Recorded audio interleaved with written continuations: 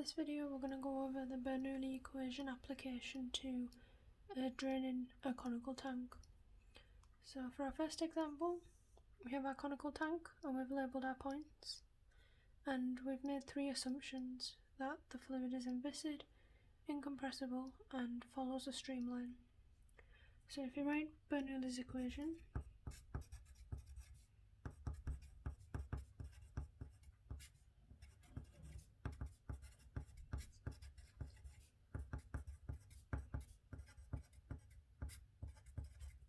so now that we've wrote it down, we can try and cancel some terms.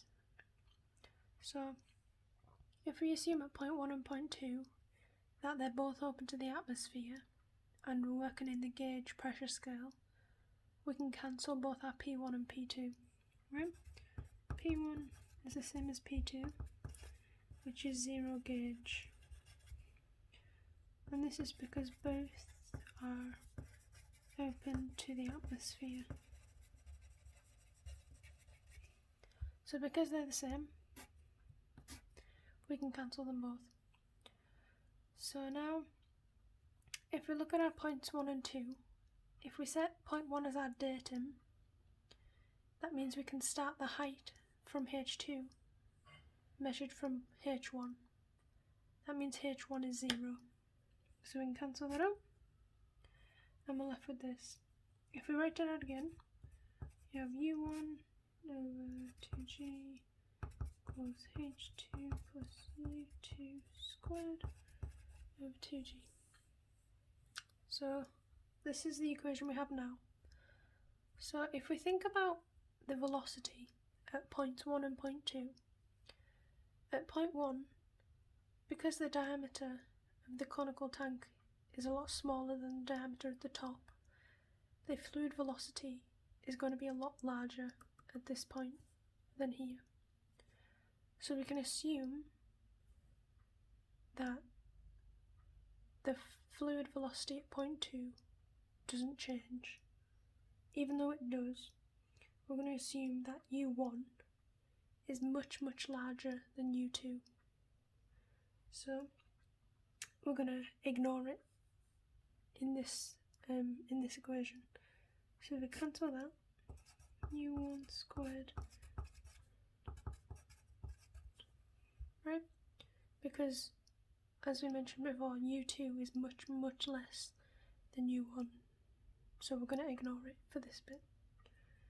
But say we were to take into account U2, so the fluid velocity at this point, well, the fluid velocity is going to change because as the fluid empties from this conical tank, the fluid level is going to get less and less until it all empties. So because we know velocity is distance over time, right, we would write our velocity at point 2 as a differential equation. So it'd be the change in height over the change in time, and it's negative because it decreases with time. So if we have our equations for U1 and U2 and we rearrange U1 to get it by itself, we can write U1 equals 2G times H2 square rooted, right? But if we think about it, H2, which is the height from point 1 to point 2, because we took point 1 as our datum, so H2 is this. Because it's unsteady state, i.e. the conical tank is draining, H2 isn't a constant number, because we've established here that U2 changes with respect to time. So we can write H2, we can write it as a function of time, because the height of the fluid in the conical flask changes with respect to time. So we need to write the height as a function of time. So if we do that, we have U1 equals 2G with H as a function of time to the power of a half, which is the same as square root. And here we have u2 equals negative dh over dt, because it's a differential. So now what we can do is we can use the continuity equation, because one of our assumptions was that the flow was incompressible, so that means the density doesn't change at different points. So because we can bring in the continuity equation, so this is the continuity equation, we can substitute all of our values in, rearrange and simplify for the equation. So now that we have the continuity equation, we're going to substitute in our values. So A1 is the area here. So because this is a 3D shape, this is just from a 2D perspective from the side, we're going to do pi r squared, right, as if it was the area where the liquid is flowing through. So now that we have A1, will be pi r squared, right, because this is d, the diameter here, and d over 2 is the radius. So we have pi r squared, which is A1, multiplied by the velocity at point 1, which we've established here.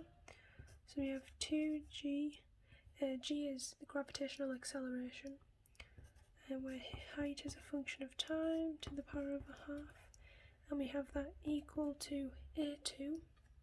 So for A2, which is the area, the surface area here,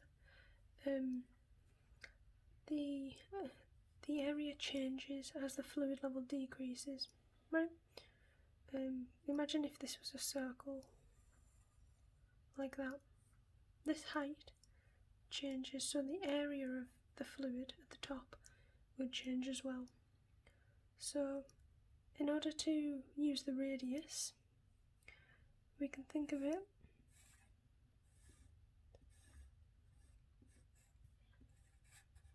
like this.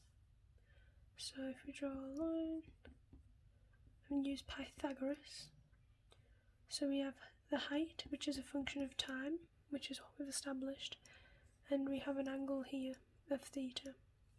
So in order to get the radius, we can use the height times tan of theta, right? Because tan is opposite over adjacent. So if we rearrange, we can get the radius. So now that we've done that, we can get our value of the radius into our area. So we get pi, using the radius that we just got, tan theta squared, so pi r squared, multiplied by u2, which we established was negative dh over dt. So if we turn the next page, we can rearrange. If we rewrite it again, just because it's on the other page, multiplied by r squared, so it's u1 and a1, and that equals u2 multiplied by a2.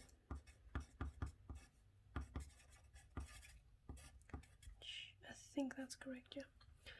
So now we can rearrange to simplify. So we have pi on both sides. We'll cancel that. So we also want to get the height. Because the height is changing, we want to get these on the same side. So we have 2g to the power of half, and that's multiplied by root h. And so we have that also multiplied by r squared. And then if we sort out this side, we have h, which is a power of t squared multiplied by tan theta squared, and that's got a minus, so if we just put a minus there, and then that's also multiplied by dh over dt. So then if we get the height as a function of time on the right hand side and everything else on the left, we get root 2g with the r squared, and we get that over tan theta squared, and that's equal to negative ht squared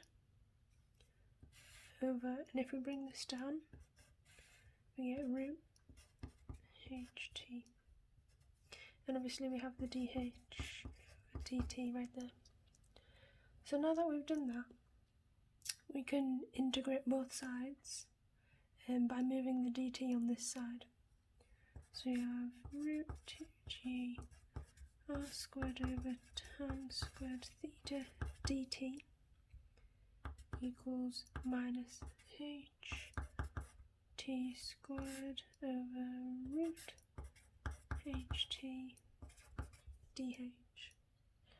So if we integrate both sides, we can cancel this, because using the power of indices, this is h as a function of time squared, and this is h as a function of time to the power of half. So if we combine them, we get h as a power h is a function of time to the power of 3 over 2. So if we rewrite it again, squared over tan squared theta, and we're differentiating with respect to t, but we don't have a t here, so it's with respect to 1. And then we do have the change in height though here, so we'll differentiate with respect to h. So we have the final height and the initial height, right? And then we have h as a function of time. So if we integrate both sides, we can get a function where we calculate the time needed to go from one height to another height. So once we integrate, we have 2g r squared over tan squared theta. The integral of 1 is just t, right? And then that equals, so if we integrate this 3 over 2, we can plus 1 to the power divide by the power of plus 1, that added plus 1. So we have 2 over 5 and brackets, because we do the integral substituting this minus the integral substituting that. We have h at the beginning, 5 over 2 minus h at the end, 5 over 2. I think that integration is correct, yeah. So now that we have that, we can divide both sides by this to get t by itself, which is the time needed to go from h at the initial to h at the final. So this is in terms of the height in the conical flask. So we get t equals 2 over 5, and this can obviously be rearranged or simplified. So we have h at the beginning, 5 over 2, minus h at the end, 5 over 2, multiplied by tan squared theta, all over root 2g times r squared. And that's applying Bernoulli's equation to a conical flask example.